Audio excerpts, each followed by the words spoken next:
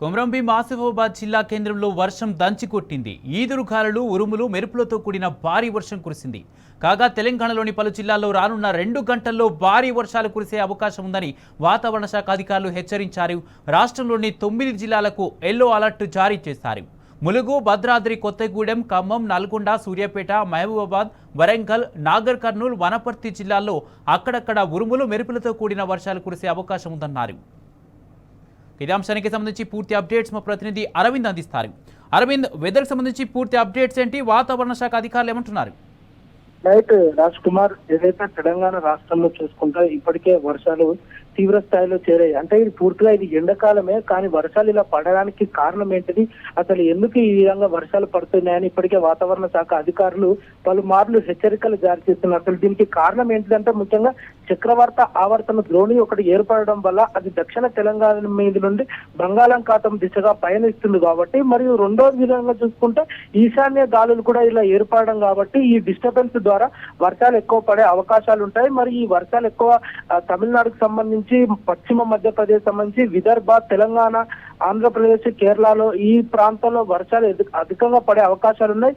ఇది ఎండాకాలం కూడా ఈ విధంగా వర్షం పడడం ఏందని ఇప్పటికే అధికారులు కూడా పలుమార్లు ప్లానింగ్ డిపార్ట్మెంట్ కానీ మిగతా ఇతరత్ర డిపార్ట్మెంట్ కానీ జిల్లాలో ఉన్న అధికారులకు ఇప్పటికీ హెచ్చరికలు జారీ చేశారు. పంట నష్టం జరిగే అవకాశాలు ఉన్నది. మరియు పూర్తిగా చూసుకుంటే ఈ రోజు వరకు చూసుకుంటే గత కొన్ని నిమిషాల ముందు వర్షము తేలికపాటి నుండి ఉరుములతోని మెరుపులతో వడగాలులతో వర్షం కొట్టింది. మరి ఈ నేపథ్యంలో చూసుకుంటే పొద్దున సమయంలో తీవ్రంగా ఎండ కొట్టింది, మధ్యాహ్న సమయంలో కూడా ఎండ కొట్టింది.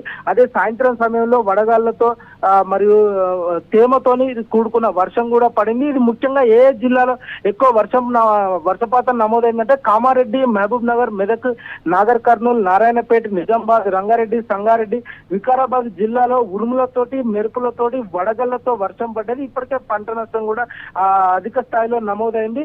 ఎందుకంటే ఇప్పుడు మామిడి పళ్ళ సీజన్ కాబట్టి అవి కోతకు రావడము, ఈ అకాల వర్షానికి అవి ఇప్పటికే పంట నష్టం కావడము, మరియు మెట్రాలజికల్ డిపార్ట్మెంట్ వారు రానున్న 3 రోజులు కూడా ఇదే విధంగా వాతావరణం ఉంటుందని ఇప్పటికే వాళ్ళు తెలిపారు.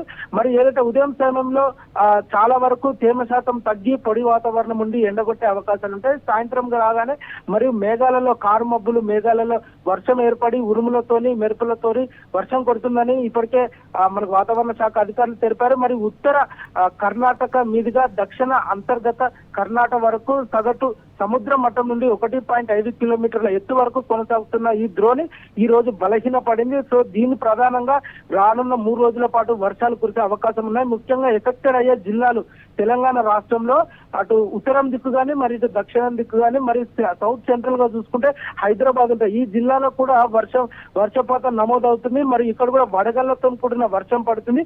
ఒక్కొక్క వడగళ్ళు ఏంటంటే ఒక్కొక్క రాయి సైజు కూడా వర్షం పడడంతో మూగజీవాలు ఇప్పటికే ప్రాణాలు కోల్పోయినాయి. కొన్ని అకాలంగా కొంచెం పంట నష్టం కూడా ఇప్పటికే జరుగుతుంది. మరియు రానున్న రోజుల్లో 3 రోజుల పాటు ఇప్పటికే కొన్ని జిల్లాలో ఆరెంజ్ అలర్ట్ చేశారు, మరియు ఆరెంజ్ అలర్ట్ మరియు ఎల్లో అలర్ట్ చేశారు. మరి పూర్తిగా 5 రోజుల పాటు వాతావరణ శాఖ హెచ్చరికలు జారీ చేసింది. 5వ రోజున పూర్తిగా తెలంగాణ రాష్ట్రంలో అన్ని జిల్లాలకు ఎండ తీవ్రత ఎక్కువగా ఉంటుందని ఆరెంజ్ అలర్ట్ జారీ చేశారు. మరి అదే తీవ్రంగా మళ్ళీ సాయంత్రం వడగలతో వర్షం పడుతుందని కూడా అది కూడా ఆరెంజ్ అలర్ట్ ఇప్పటికే వాతావరణ శాఖ అధికారులు వాళ్ళు కూడా హెచ్చరికలు జారీ చేశారు. Raj Kumar, right, thank you Arvind.